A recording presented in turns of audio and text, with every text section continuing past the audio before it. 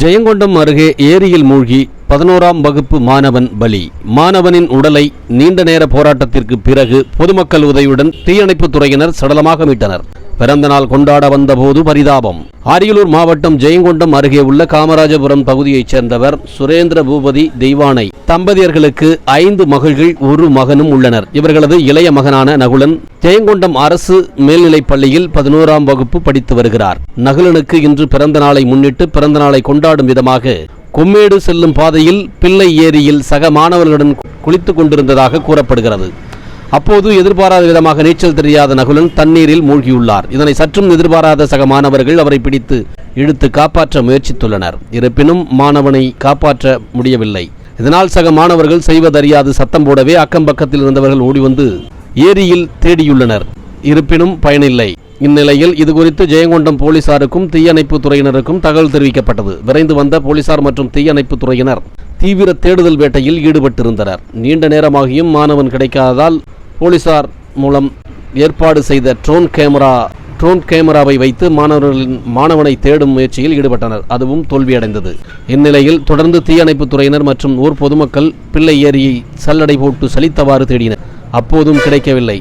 இந்நிலையில் இளைஞர்கள் 5க்கும் மேற்பட்டோர் தொடர்ந்து மாணவன் மூழ்கிய இடத்திலேயே தொடர்ந்து தேடிய போது இளைஞர்களின் தேடுதலில் தட்டுப்பட்ட நகுலன் மீட்கப்பட்டார்.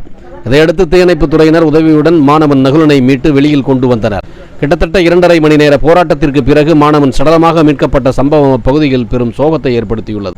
மேலும் மாணவன் ஏரியில் மூழ்கிய சம்பவம் அறிந்த பல்வேறு பகுதிகளில் இருந்து ஏராளமான மக்கள் ஏரியில் குவிந்ததால் பதட்டமான சூழல் நிலவியது. இதையடுத்து 108 மூலம் மாணவனின் உடல் ஜெயங்கொண்டம் அரசு மருத்துவமனைக்கு பிரேத பரிசோதனைக்காக கொண்டு செல்லப்பட்டது. பெற்றோர்கள் பிள்ளைகள் மீது தனி கவனம் செலுத்தி அவர்களை கண்காணிக்க வேண்டும்.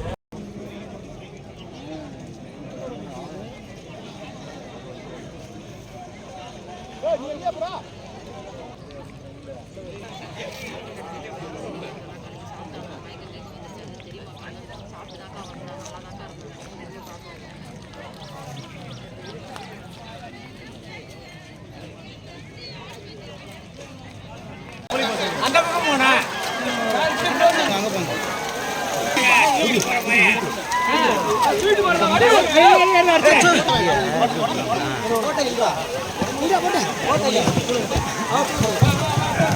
அப்படியே வாங்க போடு